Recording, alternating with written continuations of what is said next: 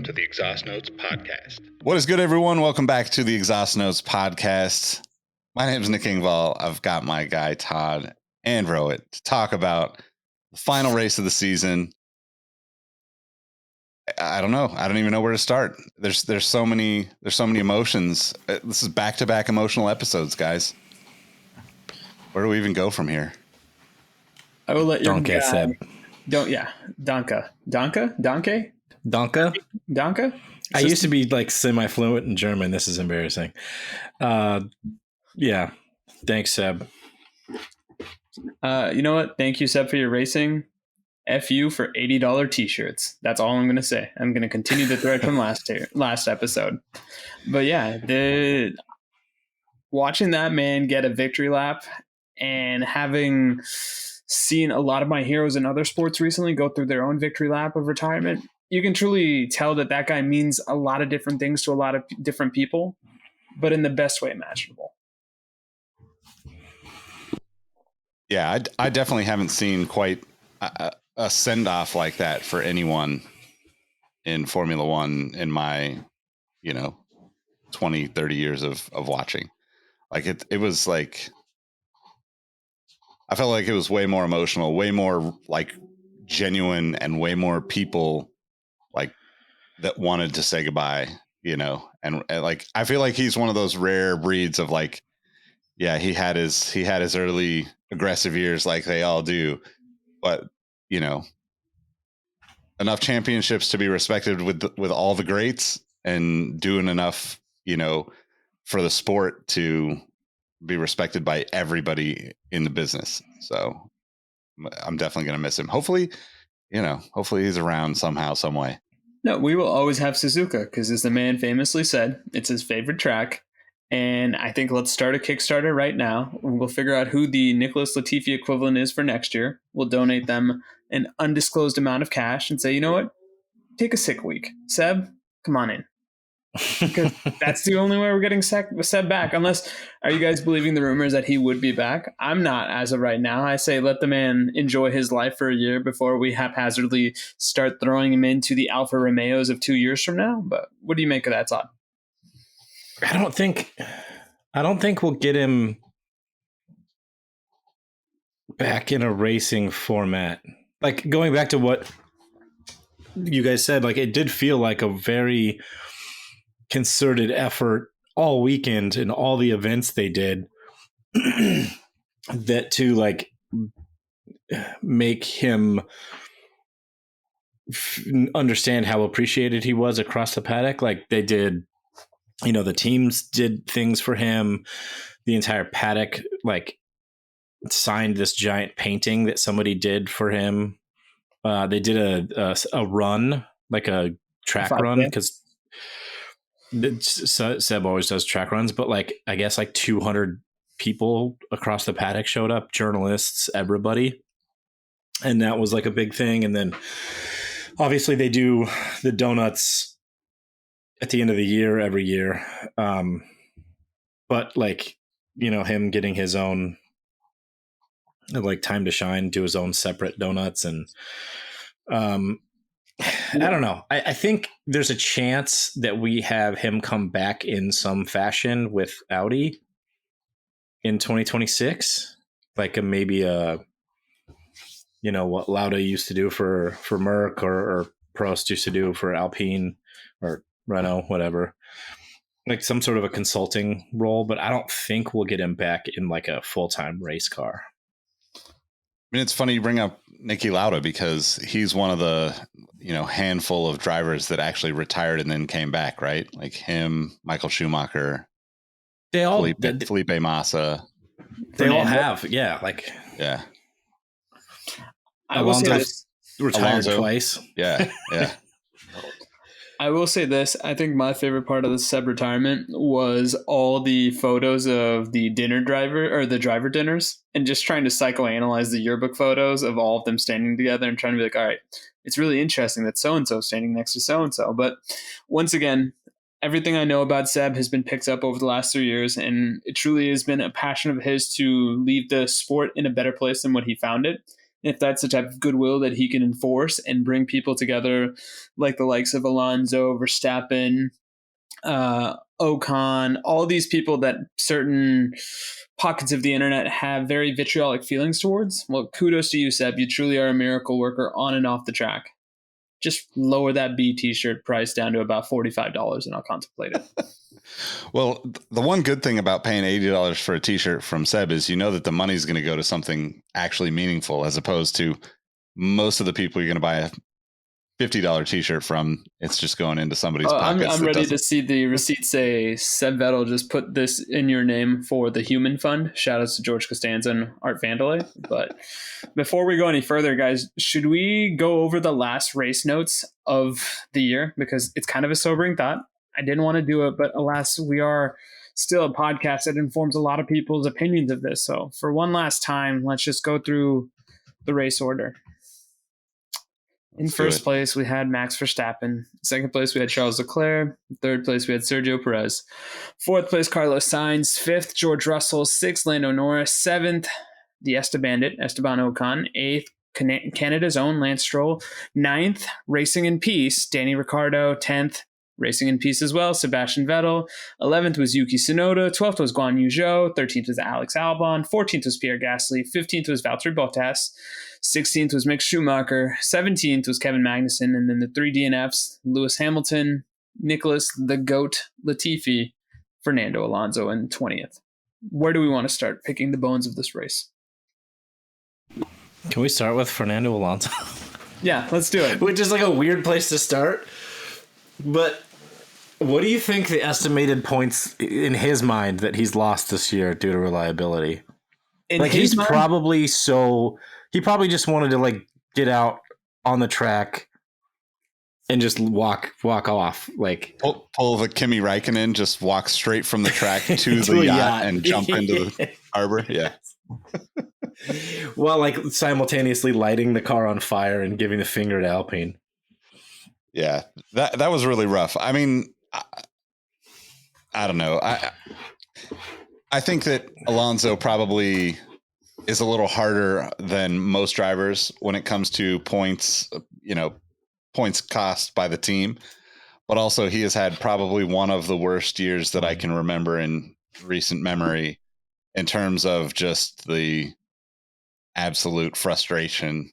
And although I would never wish the last race of the year to end the way it did for anyone, it was absolutely fitting that he couldn't finish. So I am a big believer of karmic implications, and I just think it is a nice chef's kiss. The way that he, in my opinion, masterminded the departure of not only him, but who's the driver that is going to be racing for McLaren that McLaren poached from Alpine? Oh, Oscar Piastris. This is karma for that. I'm convinced that's the case. And to answer your question, Todd, in Fernando Alonso's mind, he set the new Formula One points record because he's won every single race he would have entered had he not been in an Alpine this year. That's my hot take. I don't think he's that crazy, but the man had 7, I think I just counted, 7 DNFs. None of which I can't remember. I'm trying to remember back. This seemed like a really long season, but I can't remember him causing any DNFs. It was all mechanical, right? It had to be because, I mean, to your point, I'm just going to go through them. You guys keep a running tally at home. We had a DNF in Jeddah. We had another DNF in Italy. Then we were about scot-free until we had back-to-backs in Monza and Singapore. Then in Mexico. And now Abu Dhabi. So is that 6? I 6. Okay. Yeah. But right. I feel he was also the king of this season in like 8th or 9th place. Something goofy happens and then he's out of the points. So it's not even just the DNFs. It's just the bad luck from racing position that I think we also have to kind of evaluate when we're talking about Fernando Alonso this year. I think the funnier thing about that is if this mostly F1.com list is correct, if he had 6, then that means Ocon only had 2, which only just hammers home the conspiracy theory in his mind right now. As to like, no, but they had a couple races I think where they both DNF'd. Like Alpine, well, yeah, but as a constructor was just ridiculous this year. They were the picture of consistency. Let's see. Ocon had a DNF in Silverstone. Singapore, they both DNF'd, and you're absolutely right. Ocon only had 2. So say what you will about Ocon. He is Fernando Alonso's best friend, and I don't think Fernando Alonso would say that facetiously over the radio. I just think he's that genuine of a human being. So parting makes for such sweet sorrow. I think it's going to be really interesting to see him leaving this epitome of stability and going to what I would consider to be one of the most volatile, one of the most calamitous, when given the right opportunity, situations in Aston Martin. Because how many more points are you guys willing to give him over the point total that Seb has accumulated this year? And let me look up how much Seb got at the end of the season. While you're looking that up, just quickly, this list says most retirements in 2022 by constructor. This does not have it broken out by driver. Alfa Romeo had 12 DNFs. Williams had 10 DNFs. Ferrari had 9. AlphaTauri had 8. Alpine had 8. Haas 7. Aston Martin 6. McLaren 5. Red Bull 5. Mercedes 3. Wait, how can that be DNFs? How can they only have 8 DNFs if we just counted off 10 DNFs for Alpine? No. I counted 2 for Ocon and what is it? 6 for Fernando. Yeah, 6 for Alonso. Are they counting? Oh, never mind. I can't count. It's okay. Quick math. That's okay. It's all right. It happens to the best of us. In your case, the very best. Yeah, Alfa Romeo definitely was the worst, but it felt like Alpine had the biggest choke because they had the 4th fastest car. They were the best of the rest. I mean, I know they still got 4th, but they could have almost been fighting had they scored those other 8 points or 8 scored in those other 8 races. They could have been fighting right on the heels of Mercedes or Ferrari or whatever. Or is that just me? No, you're spot on. I mean, it's just crazy to think of this. I know this is a little off the rails from where we wanted to probably start this conversation, but Ferrari finishing 2nd in the constructors with 9 DNFs is the wildest thing I can possibly imagine. 9 DNFs. Look at the other teams that are at the other 5 bottom 5 teams are the only teams that are anywhere near to that many DNFs. Williams had 10, Alfa with 12, AlphaTauri with 8, Alpine with 8, Haas with 7. 9 DNFs for the second team is wild to me. It just shows how good they were supposed to be, in my opinion. They built a fast car, but not a strong car. I mean, it really was. It was the Ferrari was either on the podium or DNF. There was no in between. Yeah, that's crazy. Can I tell you one more stat? With the exception of opening weekend, which was the only pointless weekend for Red Bull, they only had, let me count. No, they had, okay, never mind. They had a decent amount of DNFs, but I think Max had 2, including 2 in the first 3 weeks, and then he did not have a single DNF.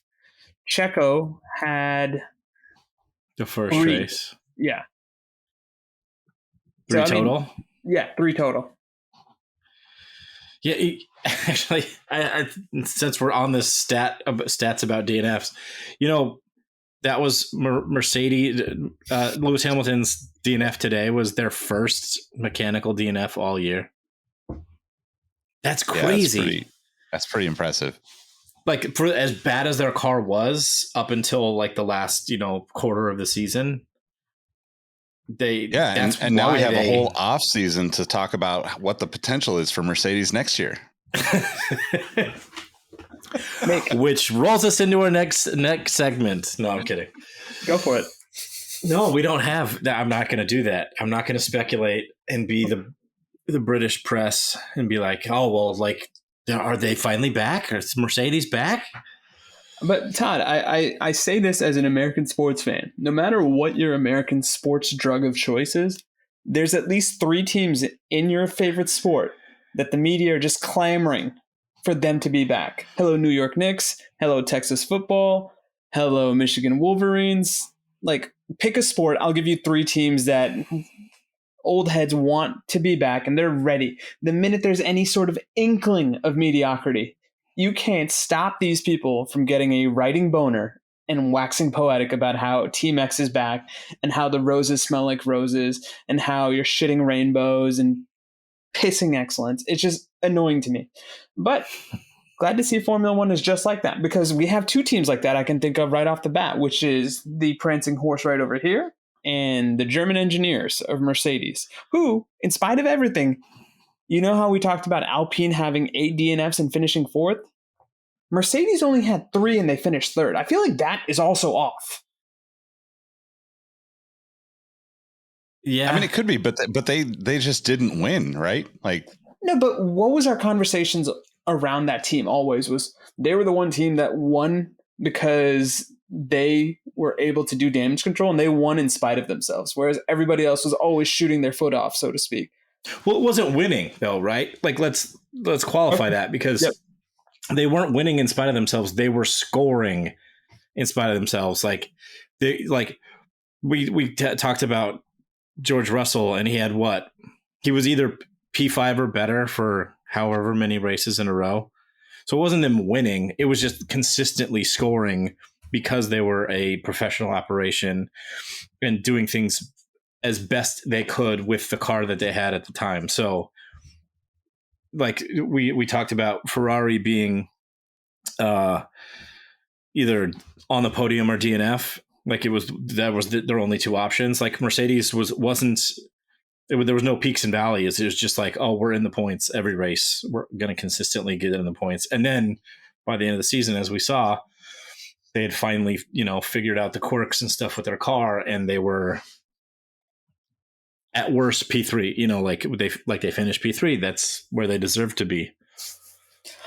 I hope it's better next year. Not to like go into that is Mercedes back thing, but there was just conversations about it in the Discord. Like, I really want more teams fighting at the front. Obviously, they're the big 3, Mercedes, Ferrari, and Red Bull. It'd be nice if we had a 3-way battle for the championship, and that would be even more exciting because then they'd all be taking points off each other, and we don't have Max out 200 points ahead, winning the championship with 5 races to go, like we've had for the last, with the exception of last season. It's been like that for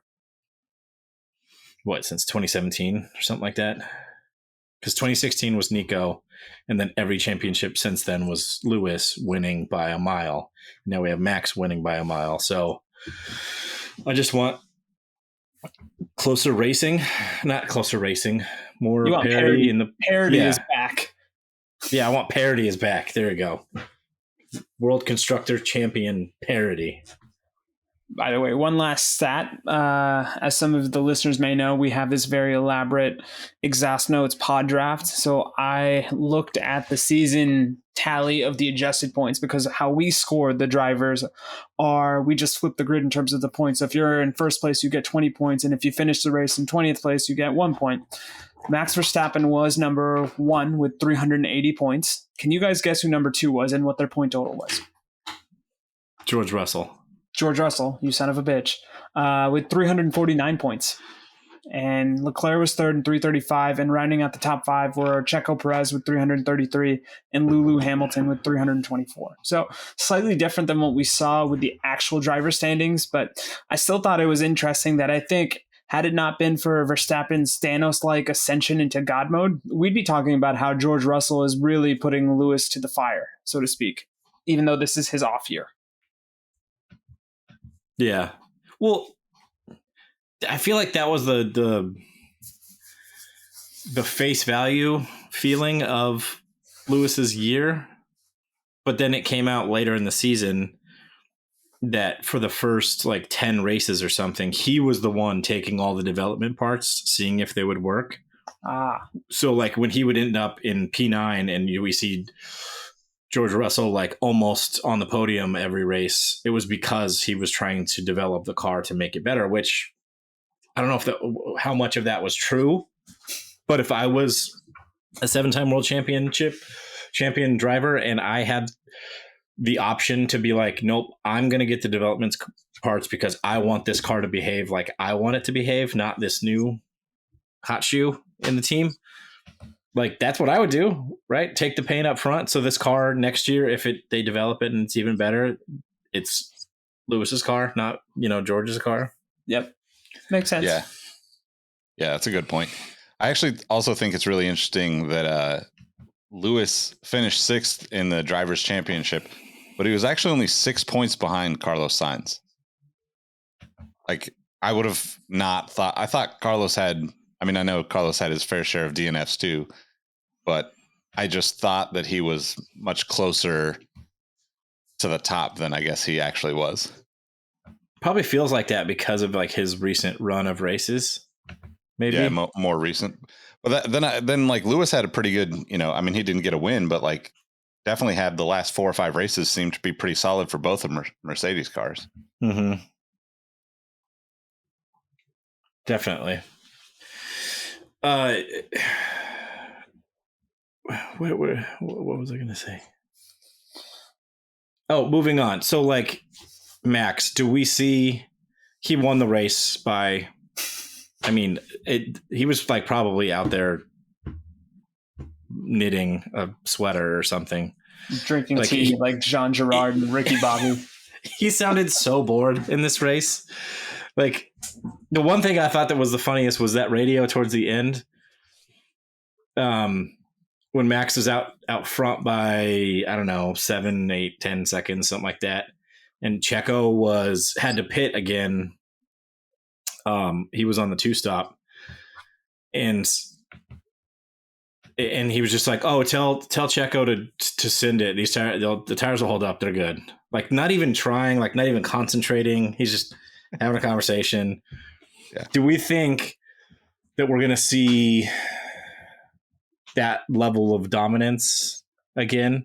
He almost feels a little bit untouchable. You just made the Thanos joke, but I've been making it all season. Like at this point, until I see it with my own 2 eyes, it has to be him.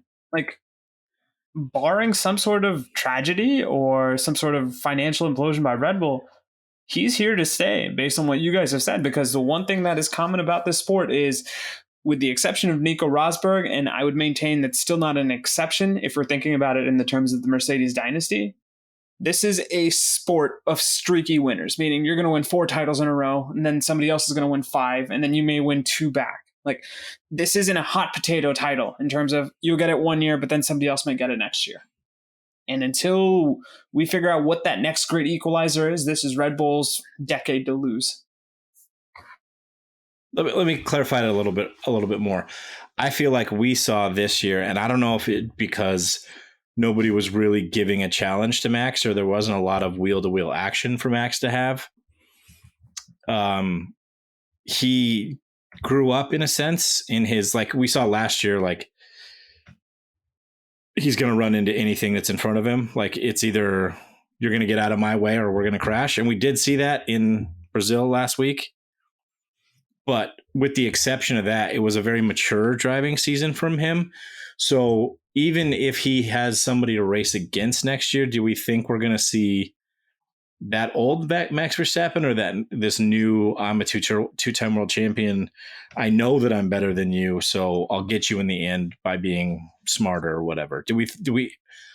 Is Max going to have that newfound relaxed, like he obviously, like this year he was on the knife edge performance wise the entire year, and he didn't necessarily need to be. Like, are we going to see that type of Max next year where it's just like, I'm kind of how Lewis is about driving? He's very cerebral. He's very like, I'll get you in the end with my wits kind of thing.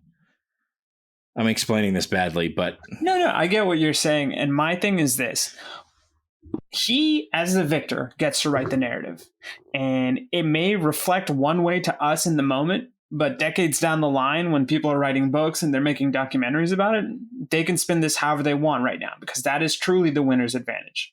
So from what I've gathered, Lewis did mature a little bit. But I guess let me ask you this. For all of Max's newfound maturity, with the exception of probably the last 2 or 3 weeks, do you think he reached that next level where he is a killer when he needs to be, and then he can coast when he needs to? Because I still see the same dude as I've always seen, which is uber aggressive. I'm going to go for a gap, whether it's there or not.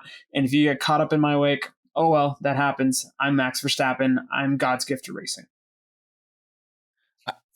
I think that Max is leaps and bounds a smarter driver this season than he was last year. Like, you know, I don't want to take away the credit that I think he deserves. As much as I might not like the guy personally, I think that he is definitely progressing as a driver, and he had the best car.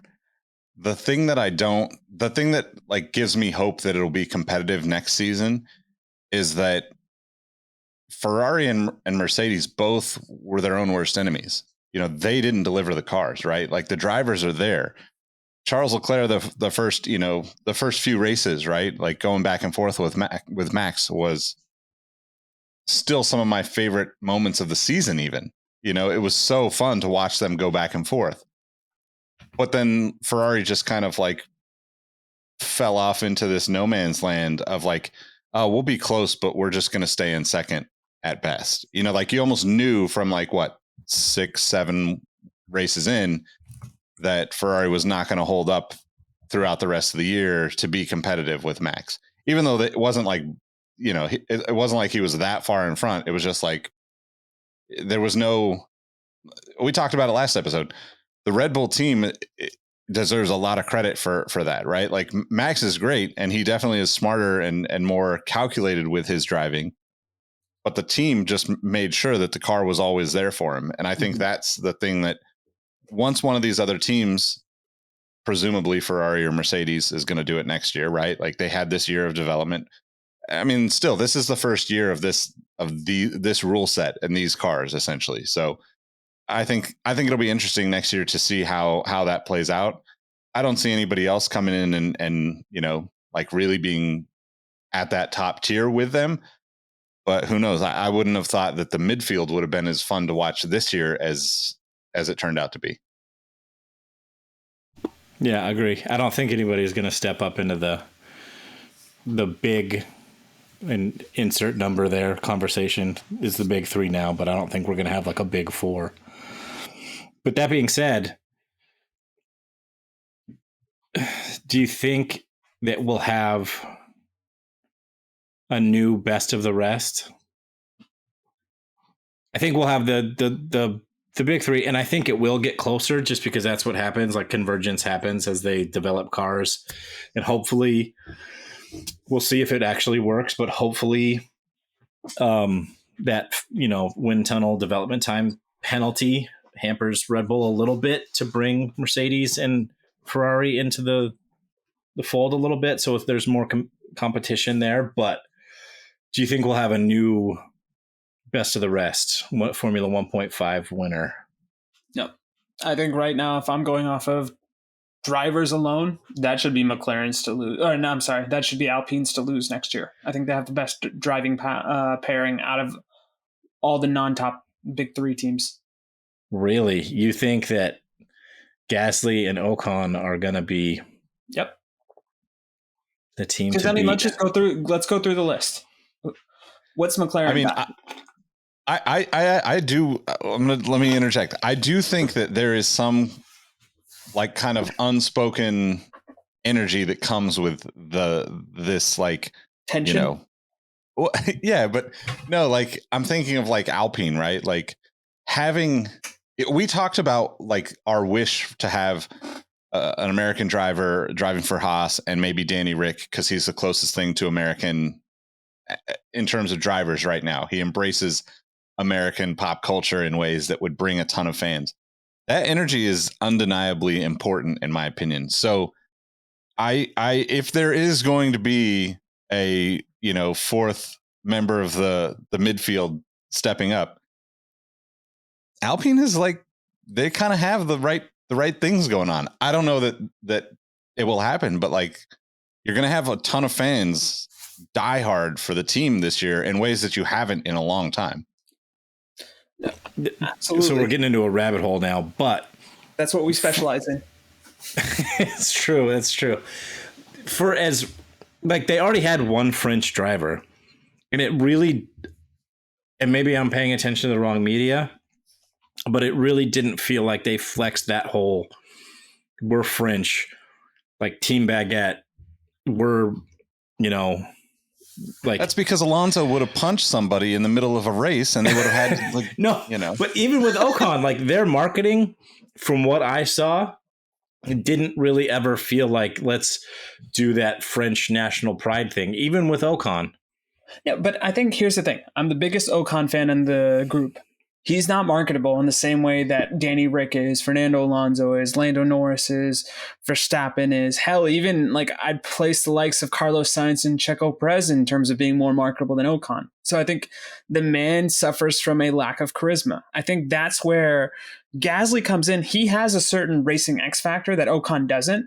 And the other thing why I'm Team Baguette all day, every day, especially underneath the prospects of them being the best of the rest and possibly turning into a conversation of top 4, that's the ultimate pipe dream, is the fact that if you just look at the driver accomplishments, I can't think of any other team outside of the top 3 that has 2 podium winners.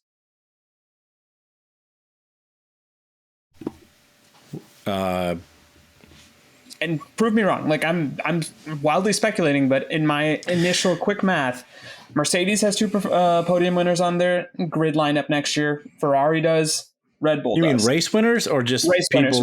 Race winners is what I meant. Oh, race winners. Okay. Yeah, no, that's definitely not. People on the podium, probably, but I'd have to do that math. Let's go. But I mean, and that's where I think I don't think maybe if they're lucky, they'll get 1 or 2 podiums each next year. I don't think they're going to be challenging for a race anytime soon, but I think that combined excellence coupled with the fact that there is still tension there, like to me, that's all the ingredients of a thing going right. If it goes horribly wrong, which it's also got a 50-50 shot of happening, then it's going to be delicious to watch just from a purely French fireworks perspective. Because if there's one thing that the French are great at this point, besides driving race cars and making baguettes, is being petty. And I think both of those guys can be very petty. Shout outs to Richard and Kyle. That's what I'm going to call them next year if they start sucking.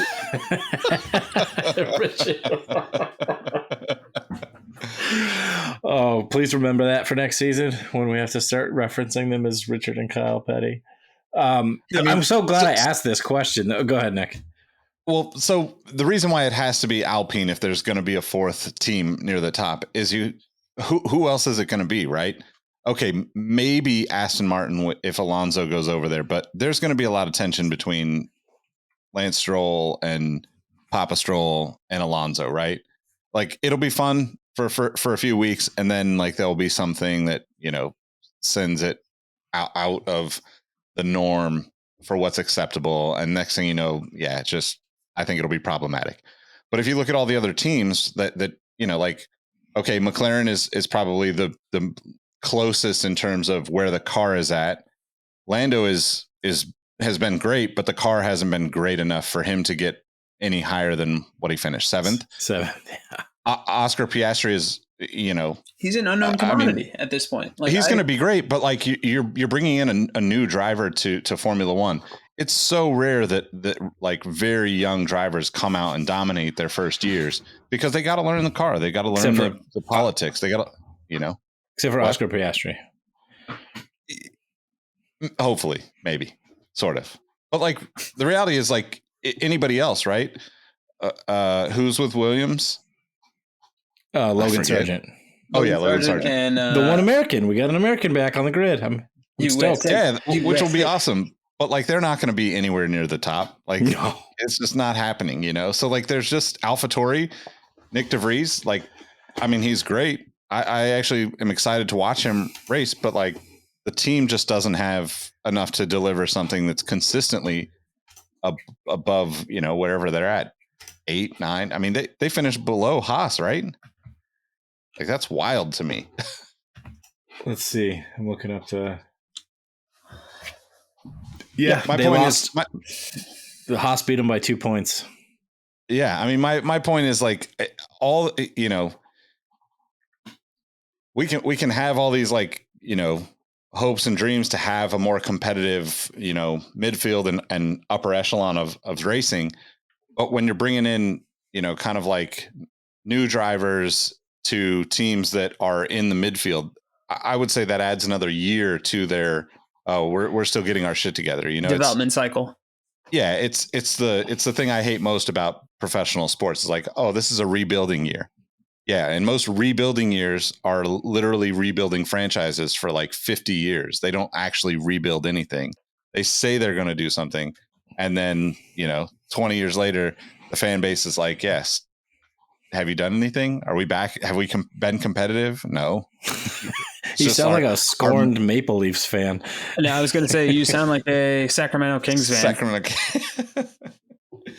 But it's true. It's true across so many teams, though. Like the teams that win. I mean, what?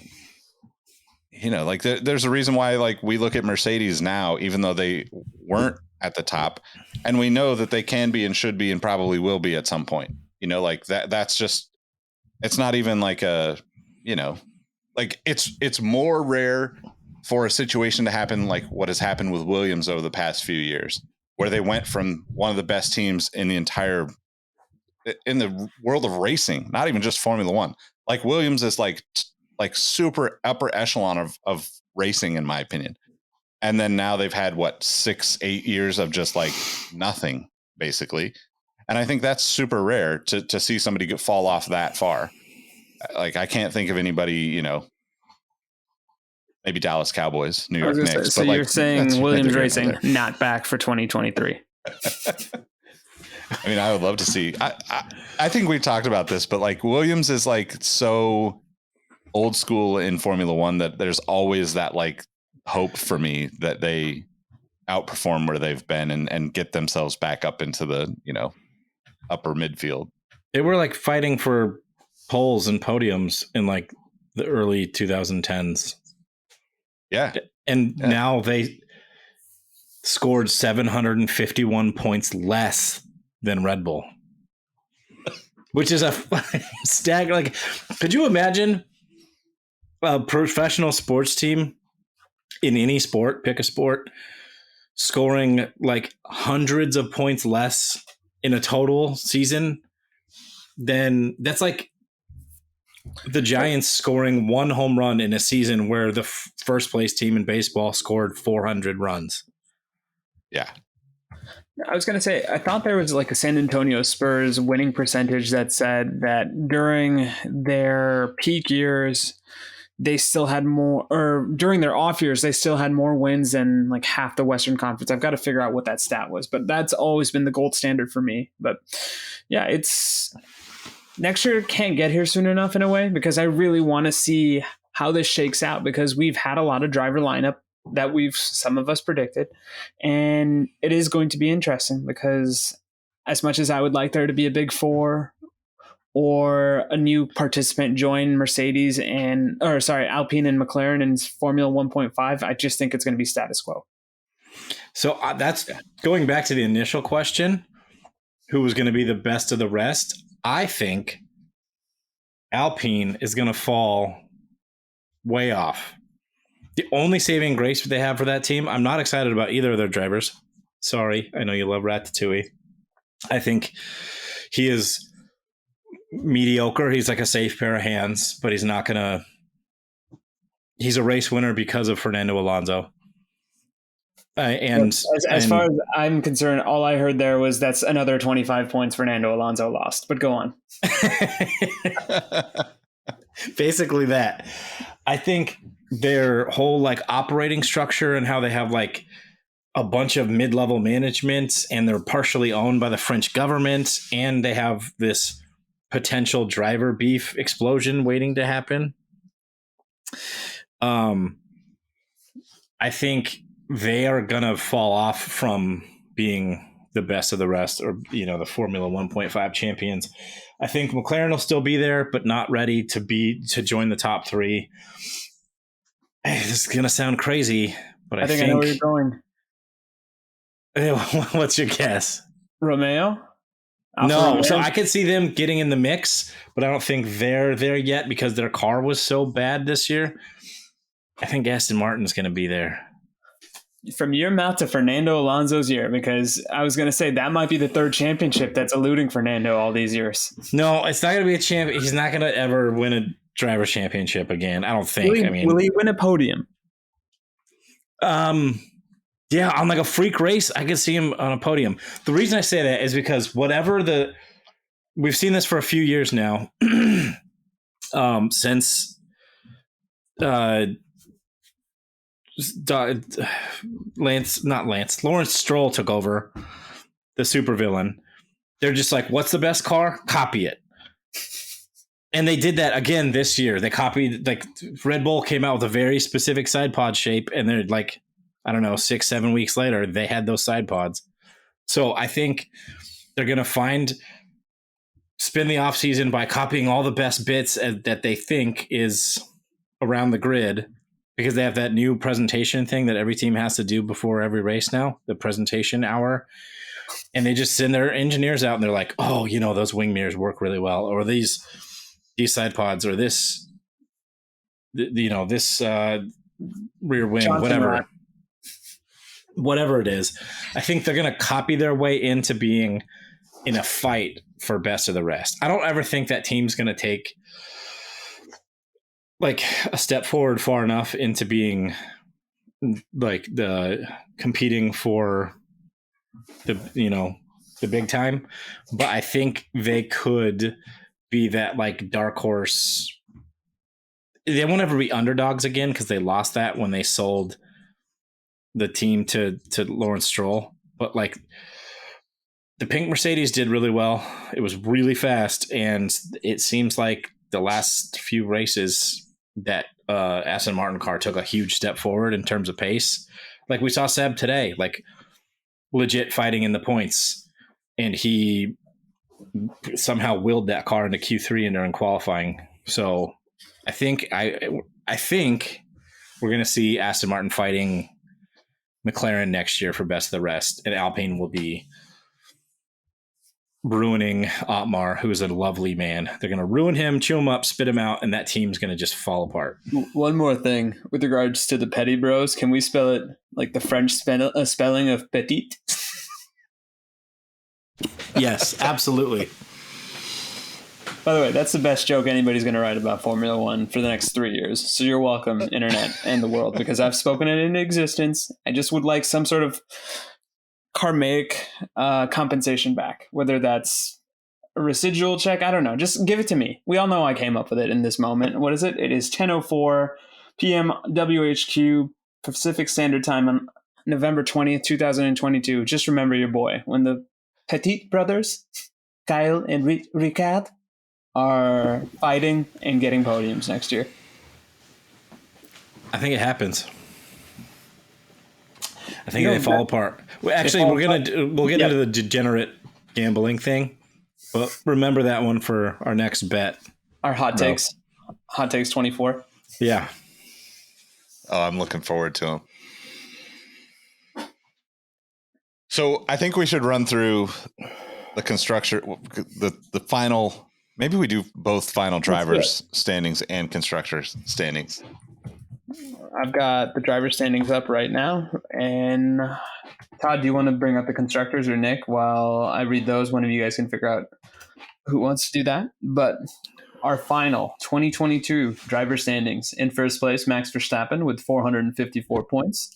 In second place, Charles Leclerc with 308. Sergio Perez in third with 305. Shout outs to Pitbull. Fourth place, George Russell with 275. Fifth place, Carlos Sainz, 246. Lewis Hamilton in sixth with 240. Lando Norris, seventh place with 122 points. Esteban Ocon, 92 points. His teammate Fernando Alonso with 81 points. Valtteri Bottas cracking the top 10 with an Alfa Romeo car with 49 points. Then we go to Daniel Ricciardo in 11th with 37 points, tied with Sebastian Vettel, 37 points. That's kind of a nice symbolic symmetry there, ex-Red Bull drivers. Kevin Magnussen in his first season back, scoring a respectable 25 points. Pierre Gasly with a very disappointing 23-point season in 14th place. Lance Stroll in 15th with 18 points. Mick Schumacher in 16th place with 12 points. Yuki Tsunoda, 17th place, 12 points. Zhou Guanyu, 6 points in his rookie season. Alexander Albon in his return back to Formula One with 4 points. Nicholas Latifi with 2 points in the 20th position. 21st was Nick DeVries with 2 points as well. Nico Hulkenberg, the only driver on the grid with no points to go with his no podiums. Ouch. Hey, but he did get a seat for next He year. did so at the expense of Mick Schumacher. There. All right, final constructor standings. Red Bull Racing took the Constructors' Championship with 759 points. Ferrari, second place with 554. Mercedes in third with 515. Alpine Renault in fourth with 173. McLaren, Mercedes with 159 in fifth. Alfa Romeo Ferrari in sixth with 55 points. Aston Martin Mercedes in seventh with 55 points. Haas Ferrari in eighth with 37 points. AlphaTauri in ninth with 35 points. And Williams Mercedes in 10th with 8 points. 8 points. Put a capitalization on that. I know I'm broken record here, but that's so wild to me when you think about from 1980 to like 1999-ish, 20-year run. Williams probably won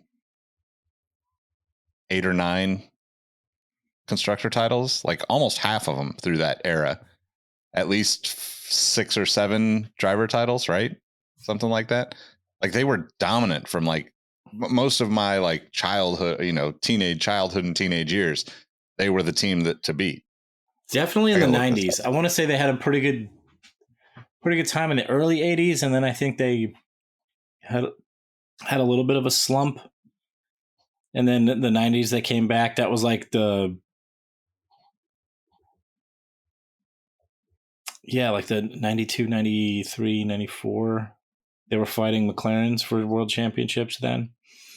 But yeah, I agree with you. It's staggering to me to see how far they've fallen off. Like that first season of Drive to Survive was so sad to see that like state of that team when they were showing all the behind the scenes stuff in the factory.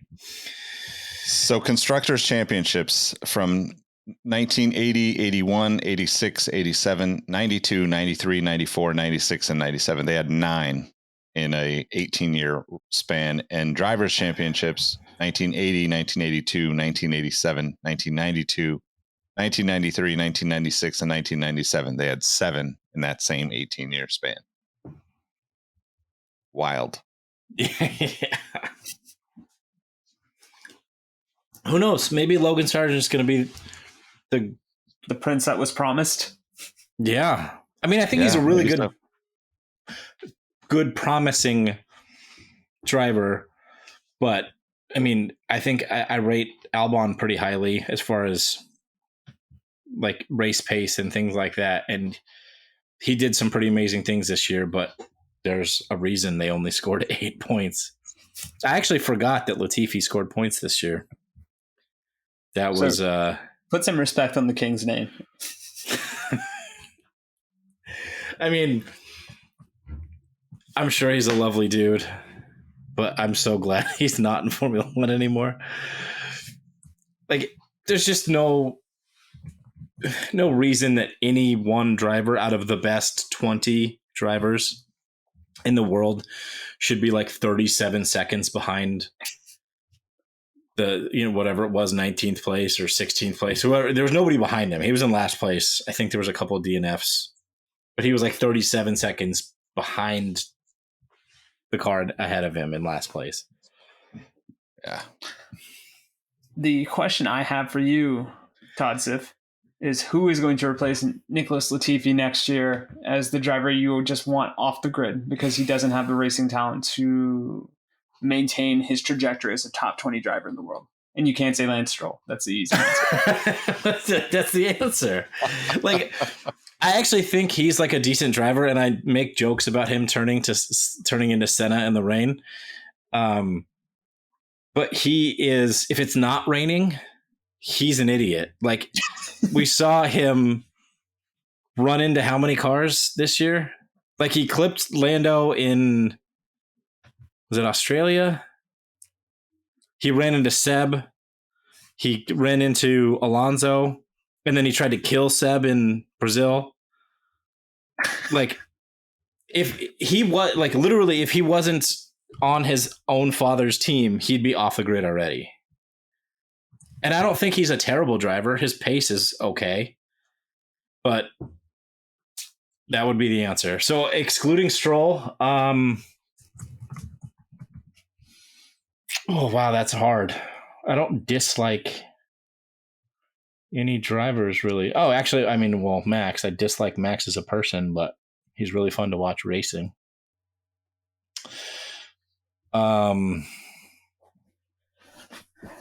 No, I can't think of anybody else. Could it be your boy Yuki? No, How dare you? And to make sure Engvall was alive there. Well, no, I mean, the reason I ask is because some of the other candidates that we were crowning for the Nepotism 500 have also left the grid. Because Schumacher, I think, would have been probably the guy that we'd take a nice, long, hard look at, but he's not going to be on the grid next year, to our knowledge. And yeah, that's the only other one I could think of. Actually, the answer would be Nico Hülkenberg, because I don't think he should have gotten the seat. Fair. Wait, what? Who do you think should have gotten the seat then? I think they should have kept Mick. Oh, okay. I understand that. Yeah, I agree with that. I thought you meant there was somebody else that should have taken the seat. Or pick a junior. Like, I understand that Haas isn't in that, like, it doesn't have that luxury that they, and I understand why they went for Nico, because they have then two experienced pair of hands that will hopefully, now that they're at the budget cap with their new sponsor, will push the car forward into potentially in a year, maybe two, playing for that best of the rest of the midfield. But I don't think that that's like not an exciting pick. I don't know. Like, there's a reason he's got however many starts and no podiums, 176 or something like that. Yeah. That's like more than half of Sebastian Vettel's race starts, and he has 0 podiums. You think he would have lucked into one. Here's the thing, for a country, and I don't know how well this stereotype applies to racing, that has prided itself on its efficiency, Nico Hülkenberg might be the most inefficient German of all time. Yeah, that is true. I mean, didn't he win Le Mans? He did, or he was part of the Porsche team that won? Yeah. I mean, doesn't compare to Formula One. It's completely different, but yeah. No, he's a good driver. Don't get me wrong. He's a really good driver. It's such an unsexy pick. Yeah. Yeah. I think the worst of the worst of the rest is going to end up being one of the young guys. Like, one of them's just going to fold under the pressure. It's going to be really difficult for him. Guan Yu Zhou, sophomore slump. No, I think you were right. I actually think earlier. He's going to do really well. What? I think, bro, even though he was joking and just saying it to be mean to you, Nick, I think Yuki's going to have. Yeah. Well, I don't want it to be. I don't want it to be true. That's the end of the show for now. Yeah. And signing off forever. Tune in next year when Exhaust Notes is exclusively a Yuki Tsunoda documentary podcast. No, I mean, I think that Yuki is, he's already getting probably more handed to him than any driver on the grid, right? I mean, with the exception of a Stroll, he's not performing up to anybody's standards. So I don't expect him to be around unless he drastically changes his success next year. Or if Honda makes him stay because they're coming back to Formula One. Yeah, well, there's that's a rumor, huh? There's the I forget who it was, but somebody basically slipped up and was like, well, all these Red Bull guys have to be in Japan for this Honda announcement, right? In the broadcast today. Oh, did you catch really? that? I did not catch that. Yeah. Do tell. They didn't say what it was, but it was basically like they were talking to I forget who they're talking to everybody about, time off, blah, blah, blah. And like somebody said, well, actually, like they've got there's a big Honda thing happening that they've all got to be at. So they don't really get to take time off. It's like, wonder what that is. Was that in the post race F1 TV thing or something? I'm going to have to it's on the YouTube. Yeah. I'm going to look this up right now, but that is very interesting. Red Bull Honda thing. They already had, they already had Dr. Evil and Nick DeVries fly to Japan for something in the last several weeks. So, I mean, it makes sense. Honda should have just stuck with it, in my opinion. But I felt that way the last time they did this. The last two times, you mean? Yeah. But hey, how else does Braun GP get a world championship? You don't have Honda's fuckery. Oh, man. All right. Well, is there anything else to wrap up for this race or this season before we launch into the off-season episodes? To our 12 million fans, or the 33 million fans I quoted at the start of the podcast, we will be giving our bets and hot takes their own episode. I think, as Todd or Nick may have mentioned earlier, I'm right now filling out as many of them as I can for all of us. And let's just say we are very much going through a Mendoza line in terms of how prolific we've been in terms of hits and misses. We are not cracking 200 at this rate. I can't wait to go through that. I actually haven't looked back at them, and I'm going to try to keep myself from going into looking at them until we go to the episode. But yeah, that's going to be fun. Yeah. Oh, one last question.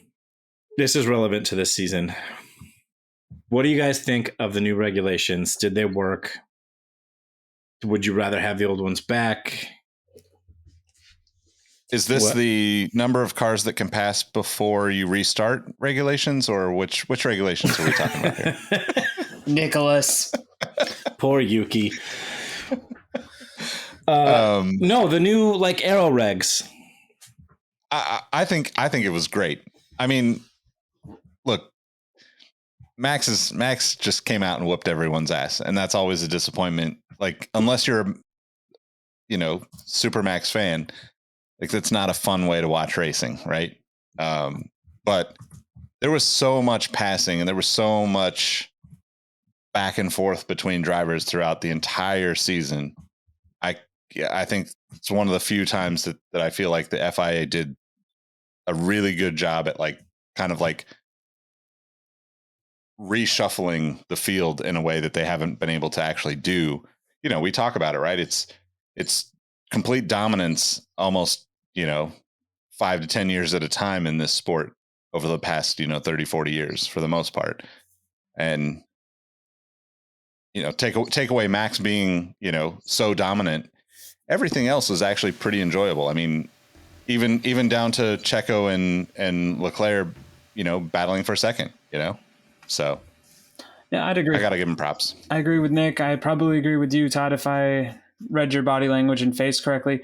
You also have to give something more than a year before you deem it a complete and total failure, unless it is a complete and total failure. And I think what we've seen from this first year is potential. And if that potential can lead to parity, and parity is truly, in fact, back, and we don't get the decade of Verstappen like we think we are, then I think ultimately it will be viewed as a success. Yeah, I agree. I think it's only going to get closer. I don't know if they'll ever be able to actually truly create parity, because they can't, unless they went to some sort of spec racing car. Everybody's got the same machinery.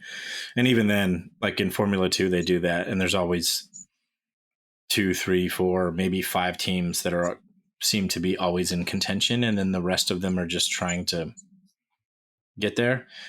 But if we have, Ferrari not shit the bed next year, and we have Charles and Max actually fighting for more of a season, and we get that like midfield battle like we had, and even like the boring races, they were still, if they weren't able to make the pass, they were still able to stay within a couple of seconds, which previously wasn't you weren't able to do that for more than a lap, and then your tires were overheated and you were screwed. So now we have way closer following and racing, and I think it was absolutely, like Nick said, besides the dominance, the best season of Formula One that I can remember, minus last year. Like that's an anomaly. I don't think we'll get that again anytime soon, but I think it'll, overall it was amazing. And I said that stat, I think, in the pre-show, but this race in Abu Dhabi had more passes than the last two races in Abu Dhabi combined. Wow. So there's a stat line for you. Yeah, I mean, between last year and this year, I mean, the only downside to the sport right now is Max being so dominant, like outside of that, it's been great. Yeah. Did we lose him? Oh no. Did Nick Engvall pull the Rohit Malhotra Mysterious Disappearance of the Week award? I got a screenshot that for the Discord. Can you hear me? God, look at that. It's like he's undressing me with his eyes. All right. Well, I am going to. He's back. Oh no. I feel he's there. Yep. All right. Oh, that was a good one. Did you get the screenshot? I did get the screenshot. It is now in the Discord for anyone that wants to go join the Discord and see it. I was going to say, pedo bear, thy name be Nicholas Engvall. Well, I think that's a perfect segue to go into Fantasy Corner. Hey, Right. I like it. I like it a lot. That might be the best segue of the season. Pedo bear to Fantasy Corner. Good job. Let the record show that was a Todd Yates original. Oh, shit. Okay. Well, we're going to start with the Voldemort League. We'll see. We'll see if Grid Rival is listening. Make some freaking changes to your app. I mean, start with just not making your username your password. Hey. And then, maybe we'll be back there. But final season standings, I was in P3 in that league. One Nick Engvall, Speeding Burritos, was in P2 of that league. And Julie Wood, shout out to winning the Voldemort League with a staggering 19,596 points. Julie Wood took the World Drivers' Championship. Moving on to the F1 official Discord League. We're going to take a moment of silence for all of the lost, unused Mega Drivers that didn't get used. Even though I tagged both of you in the Discord a few days ago to use your Mega Drives. No, here's the thing. As hosts of this podcast, we also view ourselves as hosts of the community. And sometimes the best way a host can host is to let the guests win. So you're welcome.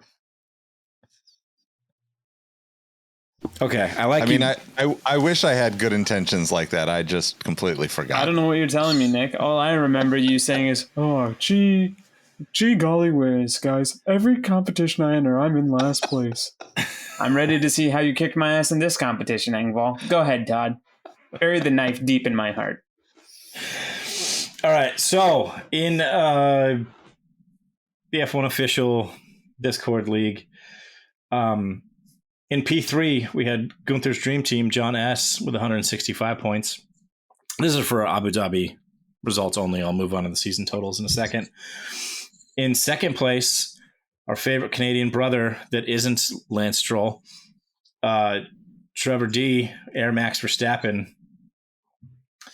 with 206 points. And in first place, with I believe his only P1 of the season, Rohit. What? Rohit Malhotra. Sometimes you don't even need the Mega Drive. With 212 points. To be fair, Ro, everybody else had already used theirs. Well, most people had. Listen, I can't control what everybody else does. I just know this. I don't have an asterisk on my title win this year because I didn't. So really, what you're telling me is I'm the lineal champ. You did. No performance-enhancing drugs for this team. You're only good as your last race win, and you went out on top. That's right. I was, let's see. I got fifth place in that race, and Nick was solid P13. Out of? 17. That's fine. That's not last place. That's not Nicholas Latifi. No, it's not. All right. Season totals. Oh, I can't believe I lost. I'm just as mad because please save editorializing until the end, sir. Nick's brother, Alpha Ash Ari, took P3 in the season Mega totals. Drive. Young Mega Drive. Mega Drive. Mega Drive. With 4,005 points. Hey. In P2, shout out AA Ron, all Haas, no breaks, with 4,074 points. And Mr. I win everything in fantasy, Trav Pete, with 4,117 points. So a solid victory there. I was in P4 with 3,930 points, so best of the rest, I guess. I'm Formula 1.5. Yeah, nice work, Alpine. P6 with his Mega Drive could have probably jumped up past me and fifth place if he had used his Mega Drive. With 3895 was Rohizi. And the Speeding Burritos didn't quite crack the top 10. Finished in P14 with 2954. That's not bad. Engvall. Can I defer my Mega Drive to Nick? Maybe. Hey, with 2 Mega Drives, I might have made it into the top 10. You actually probably would have. Do they stack, or is it just? I don't think the Mega Drive is a part of the rollover minutes economy. Yeah. Do you get like the points times 3 and then times that by 3, or is it just anyway? I feel like there should be some advantage of not playing your Mega Drive. I'm just throwing that as a recommendation for next year officially. If I had control of it, I would have twisted these rules somehow to where I didn't finish off the podium. So yes, that's fair. Anyway. No, but seriously, for a second, I want to take a second to shout out everybody that played along with us this season. It was super fun. This was our first year doing it, and I want to thank everybody for hopping in and, even if you weren't a big Formula One fan, just giving it a chance. So thank you guys for playing along with us. That was awesome. And we will probably do that league again next year, unlike another league who shall not be named. Yeah, very much definitely. So. Yeah. And then the one that everyone is waiting for, me especially. All right. The Abu Dhabi results for the podcast official fantasy draft league. Need to come up with a better name next year. The Sebastian Vettel Cup. Sebastian Vettel Cup Memorial. It needs to have like a crazy long name, like Michael Scott's Run for the Kids Memorial, whatever the hell. All right. This week I had the off week. I was in P4 with 43 points. In P3, we had Rohit with 50 points, Aaron with 53 points in P2, and Nick taking the top spot with 58 points. And let's scroll over to this season-ending totals. So, in fourth place, we had one Aaron with 1,071 points. In P3, taking the lowest step on the podium, Rohit with 1,090 points. God damn it. By 2 points. Yep. And because of his monster week this week, Nick Engvall takes P2 in the season championship with 1,092 points. I hope that freezes. and I took this one pretty much thanks to the consistency of one Checo Perez. I took P1 in the podcast official fantasy draft league 5K run for the kids. Memorial. I was just going to say this. It's a team effort because I think you had the fewest DNFs out of all of us. That's really what it comes down to, thanks to our scoring system. Yep. And I don't know if I like that or not, but kudos to you, Todd Fitzworth. Well, thanks, Mercedes, for only having one DNF this year. Or Lewis, I should say. Yeah. I think Sweet Lulu had 2 DNFs. I see him in España and Abu Dhabi. I am a little disappointed that I went against my own emotional connection to other drivers and chose Max and still didn't win. That is a really interesting stat that you had the most dominant driver performance by a driver that we've seen and somehow didn't. No, you know what? If we had one more race, you probably would have. No, I don't. I think, to be honest, looking at this over the trajectory of the entire season, I'm surprised Nick didn't go into second place sooner. Like, he has been exceptionally dominant in the fact that because he has Max Verstappen, and it's really something it's hard to kind of quantify to you as a listener, but one thing I did do with this spreadsheet that I'm sure we'll probably release to our Patreon, because I'm sure somebody will find a way to make it better and I will steal it and we'll try to implement that for next year. But I color coded it. So anytime somebody won a race, they have what I consider to be that fastest lap purple. And Nick's first entry in his team subsection is Max Verstappen. And it's one red, one purple, one red, and then it's just purple, purple, purple, purple, purple, purple, purple, purple, purple, purple.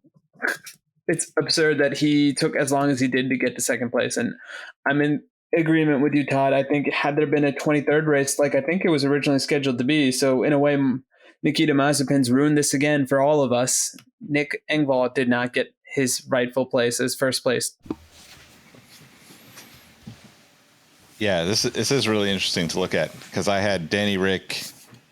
Well, yeah, I was just about to bring that up. Alex Albon and Kevin Magnussen. So I have like just an absurd amount of DNFs. You should be thanking your lucky stars that you went against your favorite drivers, because with those 4, in like the only reason you're in second place is Max. So now you are the biggest Max stan on the pod. Here's the thing. I will not have you besmirch the Esta Bandit, because the Esta Bandit had only 2 DNFs, and he was a pretty consistent performer, because if you look at driver metrics, and I probably need to update this as well, I did a whole adjusted points per race where I took our adjusted points scale, and then I divided that by the number of races, and I need to do that for Esteban Ocon just to see if something is right. And with that, his adjusted points per race is 11.2, which according to our scale would mean that in an average race, he would be around 10th place. So Ocon did his part. It's those other 3 clowns that let you down. I didn't even know this sheet existed until right now. The driver metrics? Yeah. I mean, I know it. Once we make our picks, everything's locked in, so it doesn't really matter. But this would be so massively helpful in like a real fantasy league. Well, Totally. gentlemen, there you go. That's what I'm going to give to you all next year. Wow, that's really cool. Thanks. Well, I think your idea in releasing this into the Discord to see what ideas people have for it.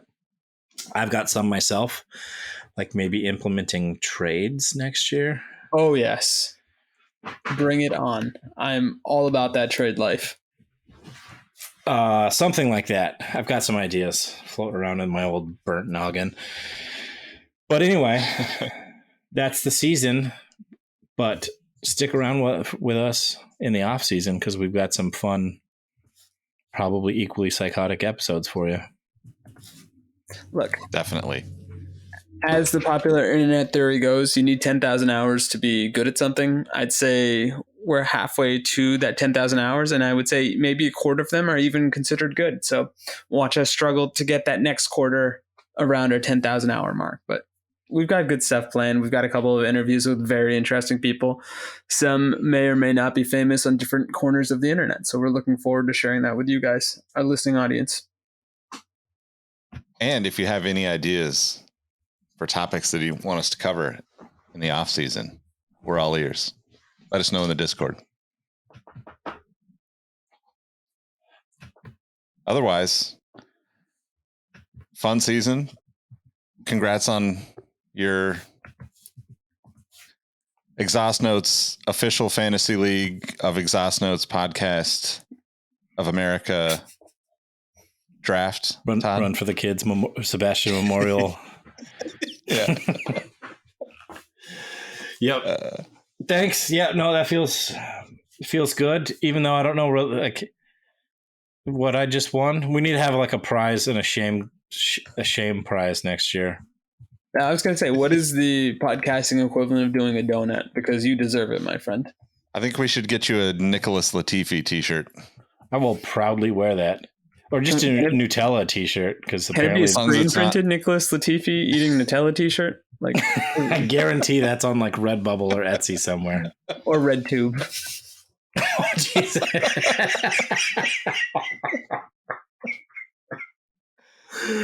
Oh, man.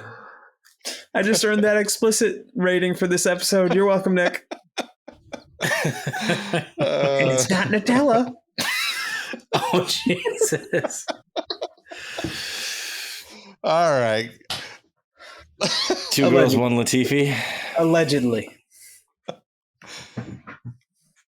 All right, guys. Let's let them know how they can find you outside of the podcast. I don't know how to follow that up. You can find me at Twitter and Instagram at RAHBEE7. No, it's not. That's not my thing. You can find me on Twitter, as long as Twitter exists, at Roheezy.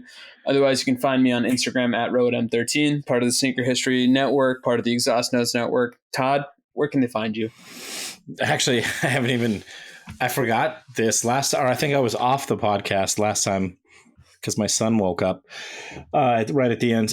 You can find me on Instagram at dadshoe, DADSHUE. Shout out Michael Schumacher. .jpeg on Instagram. I'm still TEasyF1 on Twitter, but if Twitter survives, I will be changing that as well.